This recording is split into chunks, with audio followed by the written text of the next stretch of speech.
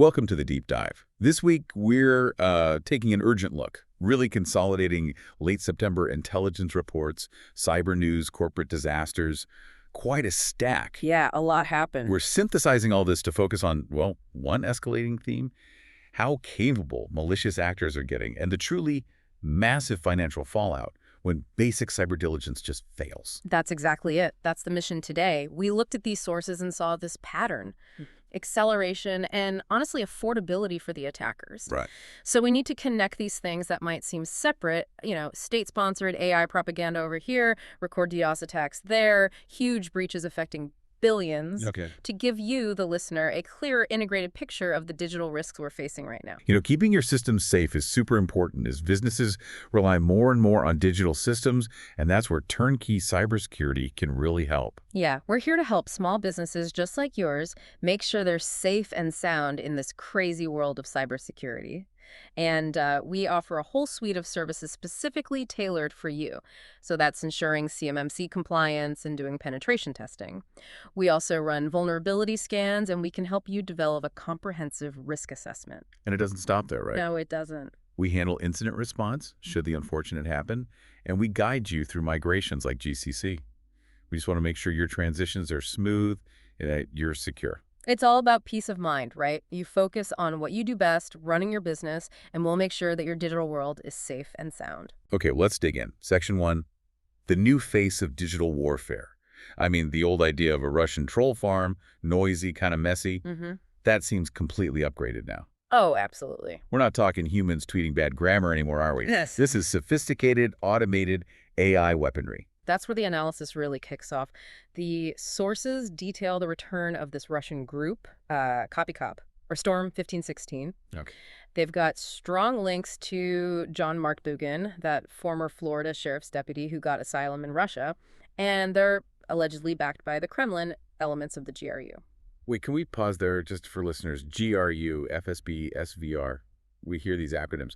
What's the GRU's specific role in influence campaigns like this? Good question. So the GRU is Russian military intelligence. It's distinct from agencies focused more on, say, traditional espionage or statecraft. Okay. When the GRU gets involved, the focus often shifts to disruptive, active measures, think sabotage, influence ops, and now clearly large-scale info warfare, stuff aimed at destabilizing opponents. So their involvement signals a more aggressive intent here. Exactly. Leveraging this network for aggressive foreign influence. And the mechanism they're using? Yeah.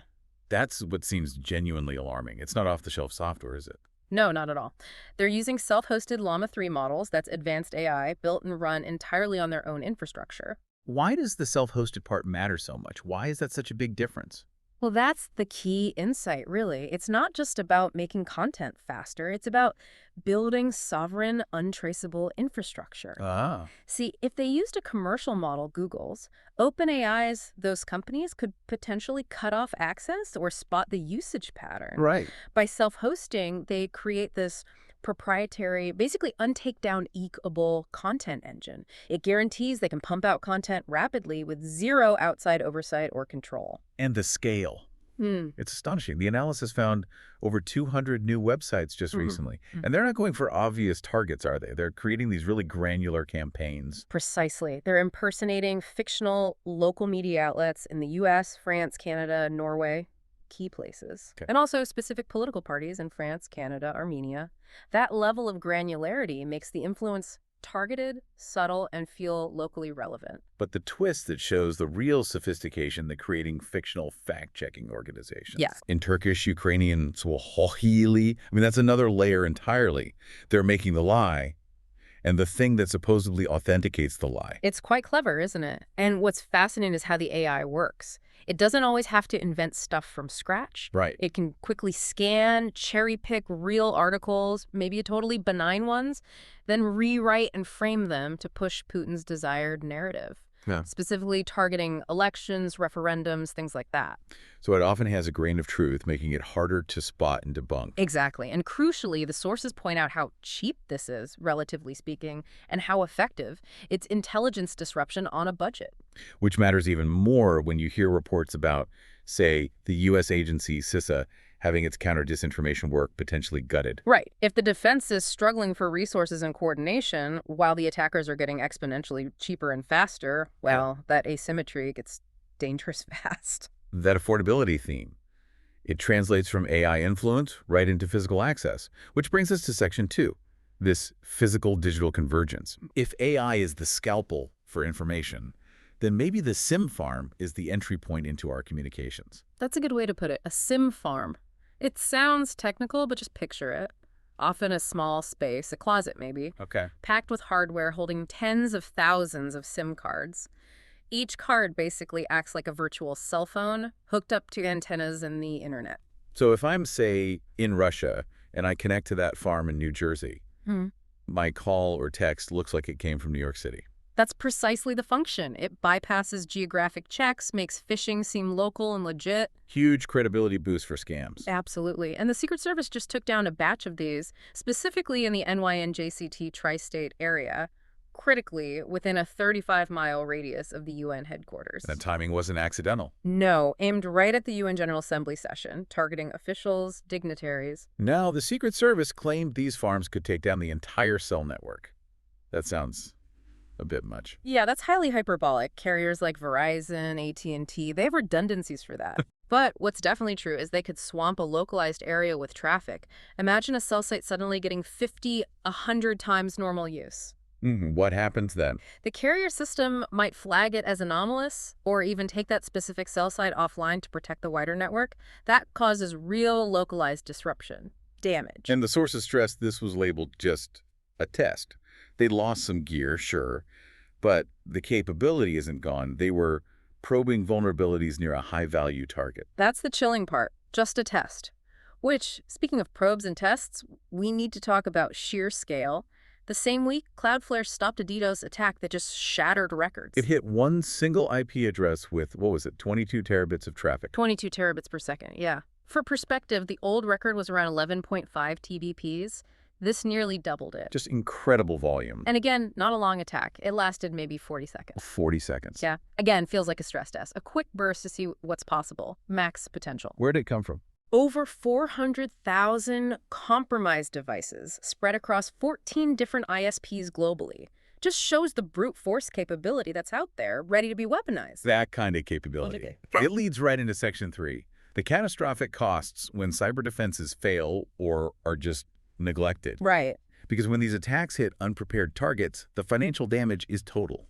Let's look at Jaguar Land Rover, a real cautionary tale. Oh, it's devastating. A textbook case for risk management, or rather, the failure of it. JLR got hit by a breach, and crucially, they had failed to finalize a specific cyber insurance policy right before it happened. Wait, I just assumed a company that big would have comprehensive insurance. Didn't their regular business liability policy cover any of this? That's the critical mistake people make. General commercial liability, GCL, covers physical stuff, property damage, injuries, product issues, standard operational risks. Okay. It does not typically cover the specific, often intangible costs of a digital breach. Things like system restoration, forensic analysis, legal defense for data lawsuits, business interruption from a cyber event. That's what specialized cyber insurance is for. Exactly. The policy they hadn't finalized, which they desperately needed. And the fallout from having to pay out of pocket. Well, they're 4 weeks into a production shutdown. 4 weeks. And the consequences ripple out. Dealers have no new cars, can't order parts. Right. And Jaguar runs a just-in-time supply chain, so there are hundreds of suppliers. Immediately impacted, shutting down, laying off staff. The source mentioned something like 200,000 supplier jobs affected. 200,000 jobs. Yeah. Because one company didn't finalize an insurance form. That's... Yeah. Wow. The direct cost to Jaguar itself must be enormous. Hundreds of millions of pounds sterling, straight out of their own funds for repairs, and eventually, massive legal settlements are coming. Yeah.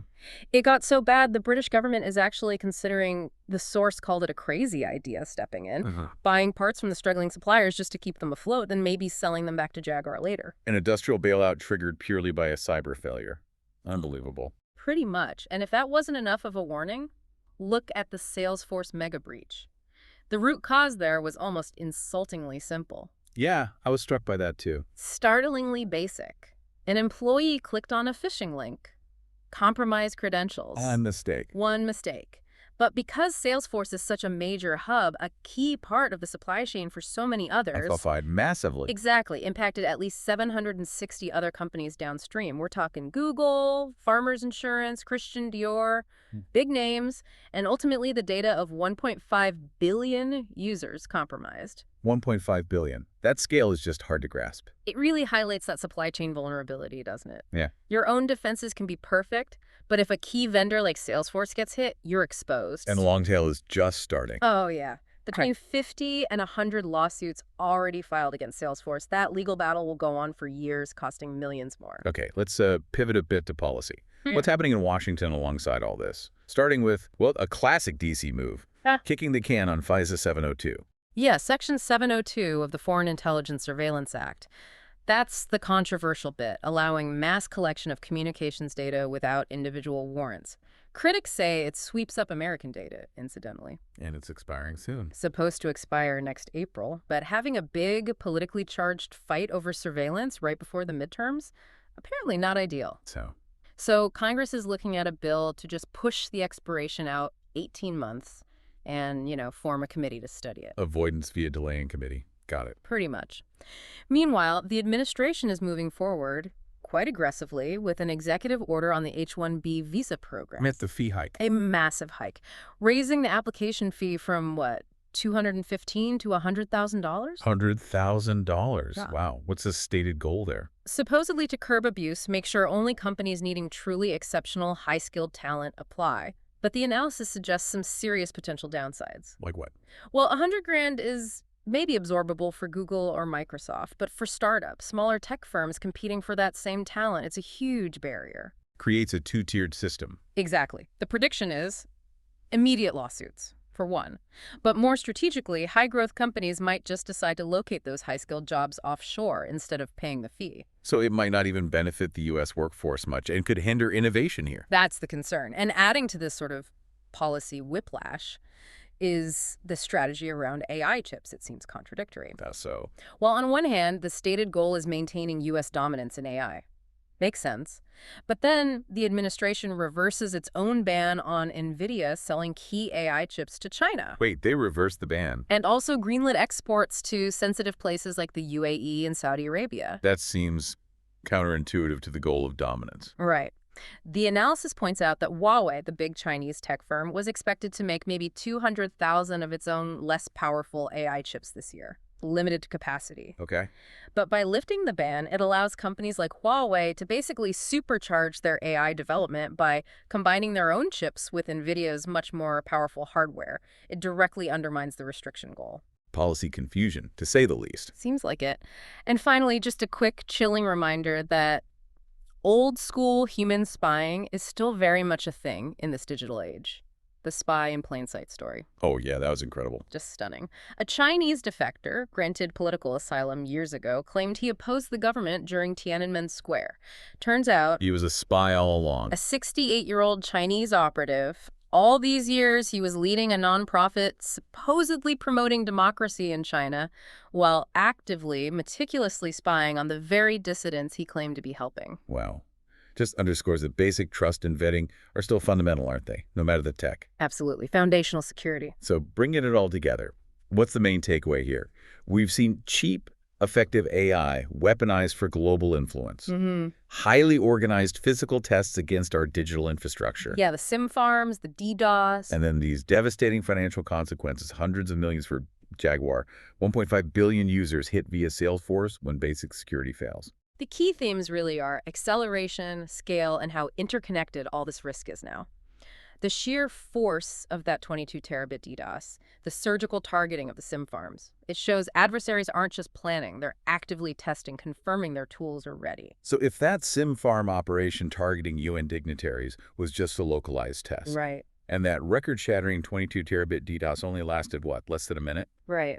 What is the full potential capacity these actors have? And that, I think, is the critical question for you, the listener, to really consider. What would a sustained, full-scale digital conflict actually look like? One where they fully unleash these capabilities we've only seen tested so far. Exactly. What would that mean for global infrastructure based on these trends, the financial, political,